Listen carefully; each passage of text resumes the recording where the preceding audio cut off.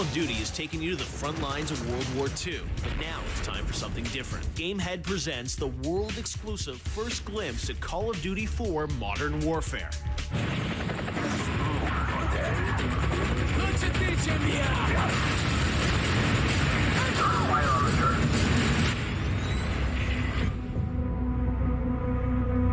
This game has not yet been rated. The trailer premieres tomorrow during the NFL Draft and at CharlieOscarDelta.com.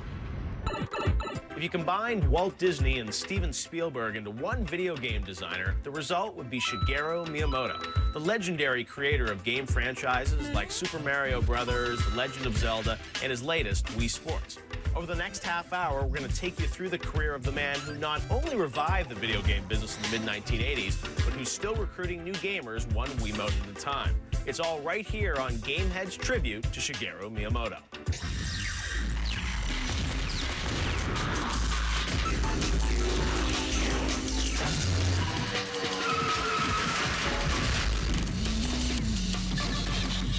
Tonight on Gamehead, it's me, Mario, woohoo! And my favorite game designer, Shigeru Miyamoto, Papa, with a special tributes by Mega64, Kotaku, and the Game Jew. I like that guy's outfit. Plus, Game Trailers goes to the I Am 8-Bit Art Gallery and downloads their top 3 videos of me, Mario, woohoo! Good morning. Thank you for your kind welcome. Shigeru Miyamoto is widely regarded as the most respected video game designer in the industry. He is the father of, I think, most people's video game playing experience. He's responsible for what the video game industry is today. He pretty much started the way things are going right now. He gave us the side-scroller, the 2D platformer, the 3D platformer. People think, like, Mario, oh, he invented Mario. Well, that's great because it's an iconic figure, but that really just scratches the surface of what he actually has done for this industry. Why don't you tell us a bit about your starting days at Nintendo? Right around the time that I joined the company, Space Invaders was extremely popular. And so they ended up putting me on the task of drawing pixel art for some of the early video games that they were working on. But we ended up with a game that had been developed that ended up not selling very well in the arcades. And so we had a lot of extra units laying around that we needed to figure out what we were going to do with. And so someone approached me and said, we need to create a game to use up these arcade machines that haven't sold well. So why don't we work on this together? And so I started by kind of drawing the art for my game and working as a director on it. And that game turned into Donkey Kong, which ended up selling rather well and led to my career that I have today. From my understanding, essentially pre-Nintendo, this guy, I mean, he sounds like he was not exactly like the top of the class. You know what I mean? I hate to say it because obviously he's a genius. But, you know, he started out and, like, his father got him a job at this place, you know, and they kind of, like, gave him this project that it sounds like nobody else would do. It was almost like he was waiting for video games to come along to give his life a purpose. After the success of Donkey Kong in the arcade, Shigeru soon helped revive the U.S. gaming industry when the Nintendo Entertainment System warp-zoned its way into America's households. You really could argue that Miyamoto and Nintendo single-handedly brought back the U.S. video game industry. I mean, in 1983, there was a huge crash. The industry was declared dead. It was a fad. It was another pet rock. It was another hula hoop. When Nintendo released the Nintendo Entertainment System in 1985 in America, which came bundled with the first Mario game, within 5 years, 1 in 4 American households had purchased this system. How would the industry have done without Miyamoto? Well, it would have lacked its biggest icons. It would have lacked Super Mario. It would have lacked Zelda. It would have lacked Donkey Kong. And by not having those games that people were able to fall in love with and really develop a connection to, it just would have been, you know, another appliance industry.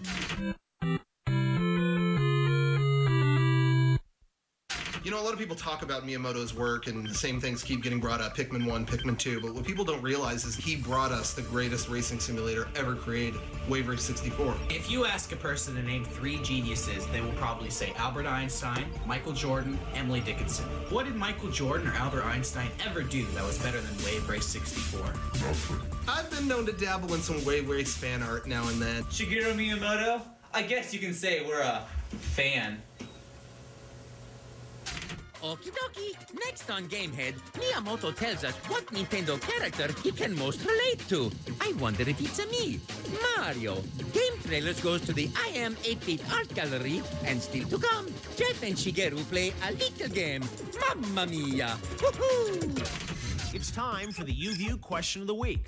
Miyamoto has brought a countless list of memorable characters to the gaming world, but who's his greatest creation? Mario, Link, Donkey Kong, or Pikmin?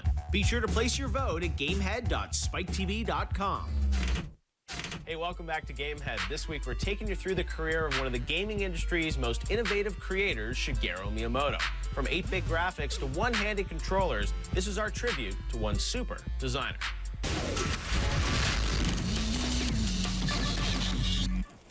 There is something, but I don't know that you can define it. It's just something that when you see a Miyamoto's creation or a Miyamoto game, you know that he was behind it. What's great about Mario, what's great about Link, what's great about Donkey Kong is what Miyamoto had you do with them. There was a study in 1990 when the NES had only been out in America for 5 years, and already American school children were recognizing Mario before they recognized Mickey Mouse. Mario, in some ways, has already achieved more than Mickey Mouse has ever achieved, and Mario's done it in a much shorter period of time. Where Mickey Mouse went from being a character in the cartoons that you watched, Steamboat Willie and early Disney cartoons, to being just a corporate mascot, just a corporate icon. I know! Mario, he stands for a certain experience, a certain joyful way of playing a video game. Which Nintendo character do you think is most similar to your personality out of all the characters you've created? Well, I'm a very serious person, so I don't really think any of the Nintendo characters match my personality, but I always have thought that it would be nice if I could be a little bit more like Mario. How would you be more like Mario? I suppose I'd have to grow a mustache.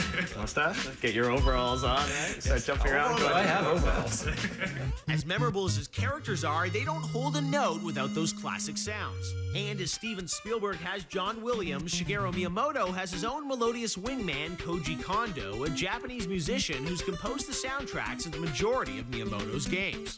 What's it like working with Mr. Miyamoto? Do you consider him one of your closest friends? Well, Mr. Miyamoto he's my boss.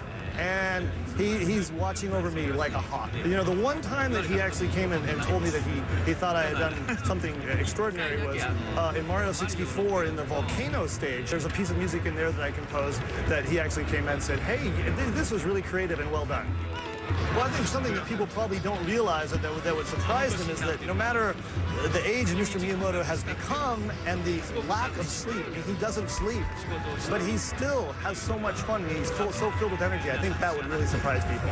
Is he always happy? He's always smiling? Even when he's walking around the office? He's doing nice. Yeah, it's unbelievable. On location at the I Am 8-Bit Art Exhibit in Los Angeles. Every year, artists from around the globe come here to show off their 8-bit inspired artwork at Gallery 1988, and Mario is always a popular choice. We talk to the artists to see how Miyamoto's creations have inspired them. Now, inside the exhibit, you, of course, see a huge Miyamoto influence. Did you play Miyamoto games growing up? We were a Nintendo household. We had the Sega Master System, but we traded it in for the Nintendo, and we very much became addicted to Mario. Zelda and Mario and Donkey Kong are just, they're it. I work in animation, and Miyamoto is really influenced by animation. And then, when I was a kid, I liked Mario, and then when I found out, what his inspirations were, it was we're the same thing, you know? Miyamoto is the man. I mean, he's a god to all of us because, I mean, the characters are so much fun to play with, but they're just endearing. They just last forever, and I'll probably be happy to have one of his characters put on my gravestone. Miyamoto's just a genius. He's just a total genius. He's awesome. He's amazing. Well, it's time for me to do some shopping, but if you want to find out how you can get your hands on one of these fine pieces of art, make sure you check out iam8bit.net, and for complete coverage of the show, go to GameTrailers.com. I'm Amanda McKay. I'll see you next time. Okie dokie. Coming up next on Gamehead, we explore the many innovations Miyamoto has brought to the gaming industry. Kotaku gives their take on Miyamoto, and still to come, Shiggy proves that he really truly is a banjo hero. Yippee! Remember rushing home from the bus stop on Fridays to see Link or doing the Mario in your living room? Now you can relive those experiences with the release of The Legend of Zelda, Captain and the Game Master, and the Super Mario Bros. Super Show on DVD. For a chance to win a set of all three, head to SpikeTV.com. Hey, welcome back to Gamehead. Tonight, we're continuing our look into the mind of Mario with Gamehead's tribute to Shigeru Miyamoto.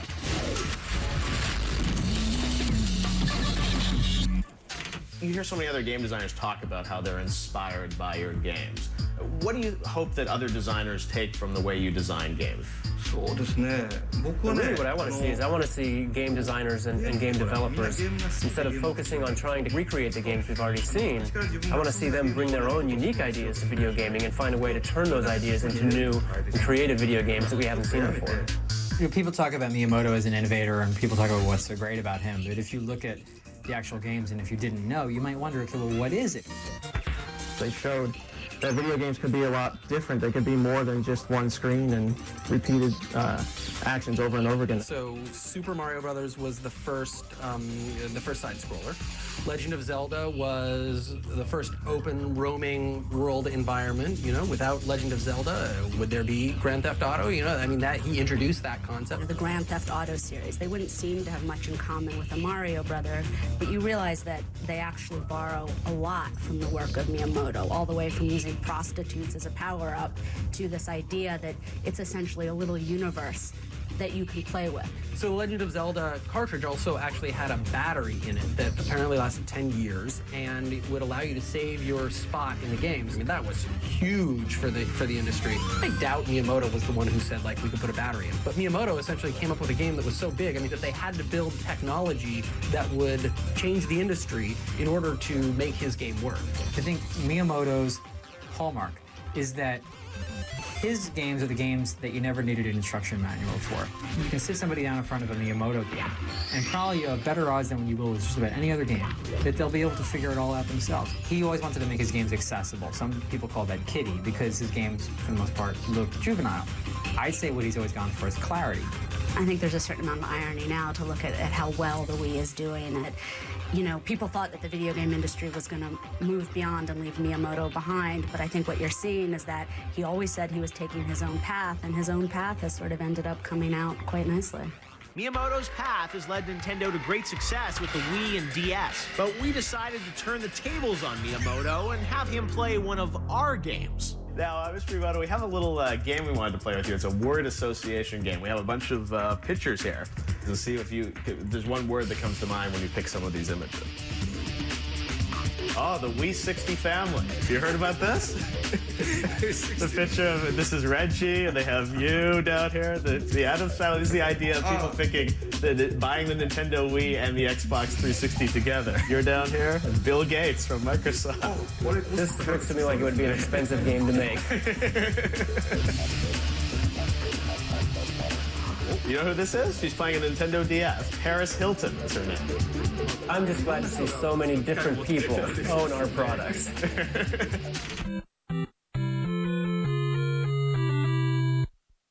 This is Brian Crescenti, editor of Kotaku, and this is Kotaku on Shigeru Miyamoto. He's the first guy I ever interviewed that I actually asked to have my photo with.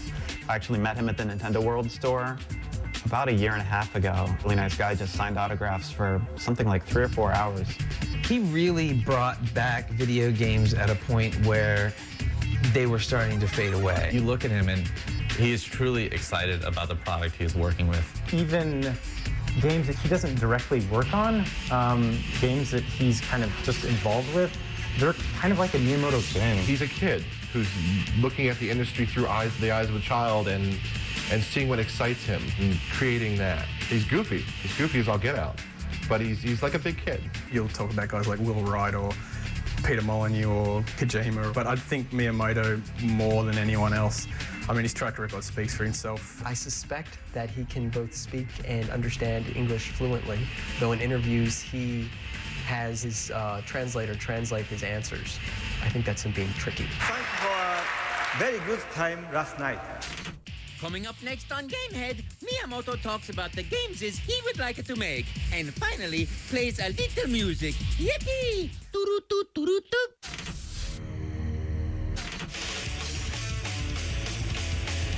Mario is easily one of the most popular characters for over a quarter of a century now, and he's not slowing down. So let's take a look at the 3 most popular Mario games on GameTrailers.com. Fans can't get enough of the recently released Super Paper Mario, and it's been topping the charts with over 1.6 million downloads. Ever since its surprise debut at E306, fans have been clamoring for more footage of Super Smash Bros. Brawl, and they've downloaded the 3 trailers an impressive 1.6 million times. With 1.2 million downloads for the planet-hopping Super Mario Galaxy, it looks like Mario will continue to be a star for light years to come. Want to see the full versions of any of these videos? Well, make sure to check out GameTrailers.com right now. From side-scrollers to 3D and now the Wii, what's next? Find out now as we conclude Gamehead's tribute to Shigeru Miyamoto.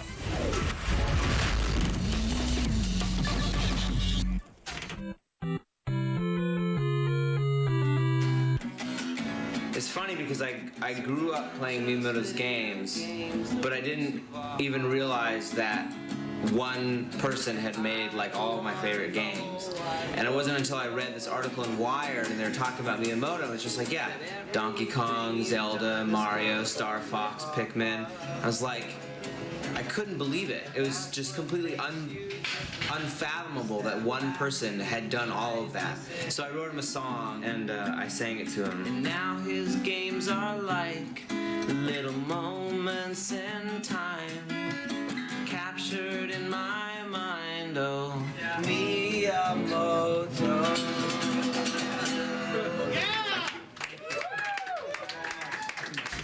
When people think of the name Miyamoto, which game do you hope that they remember first as their favorite game that Mr. Miyamoto has created? Well, generally I think the answer would be Mario, but right now I think I really want people to focus on Wii Sports. Play with your son and your daughter and your wife? Do all 4 of you ever play Wii Tennis together? Yes, we do. And we invite our neighbors over and we all play together. How do I get an invite to Mr. Miyamoto's house to go play with the Wii with Wii Tennis, right? We know all you game heads out there are Miyamoto fanboys, but can the average person even recognize Shigeru Miyamoto's face?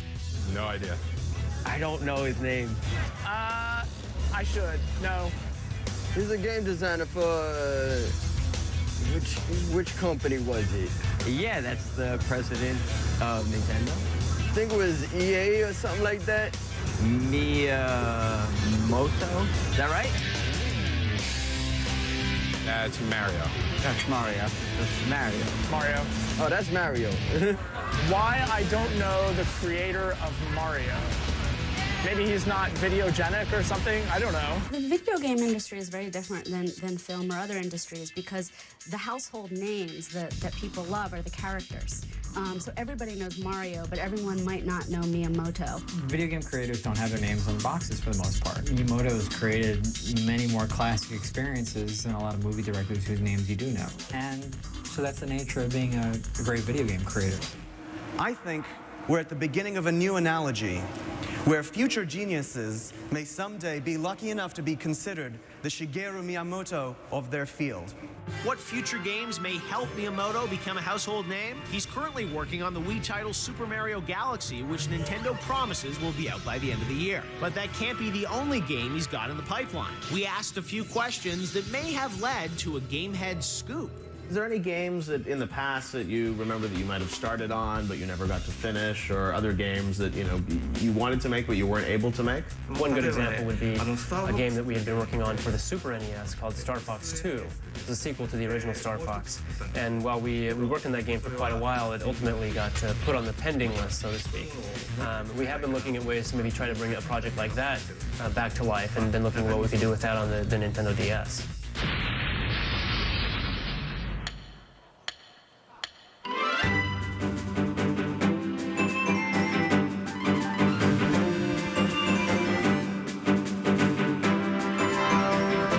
Were it not for Mario being bundled with the very first Nintendo Entertainment System, it's hard to imagine that it would have had the kind of success it's had. And a lot of times, certainly gamers don't always realize that Miyamoto is really one of the top managerial positions at Nintendo now. Very little happens in that company that he doesn't have some say in, that still doesn't carry that Miyamoto spirit, or whatever you want to call it. People often wonder, well, why aren't they competing with Microsoft and Sony to have more and more powerful machines? Well, the reason is that they have a creative genius who can ensure that they have great games in spite of having, second to best technology. But this is a company that has always put its characters, its experiences, and the fun of those experiences first. And when you say, okay, well, who's doing that first at Nintendo? Who's getting it right first at Nintendo? You look back and that was Miyamoto plugging away on the Donkey Kong machine, making sure that you had a fantastic time. Thank you very much. Why don't you play us out? That's it for this week's Game Head, but make sure to tune in next week for all the latest video game news, reviews, and previews. I know the game. Do you? Play us off, Mr. Miyamoto.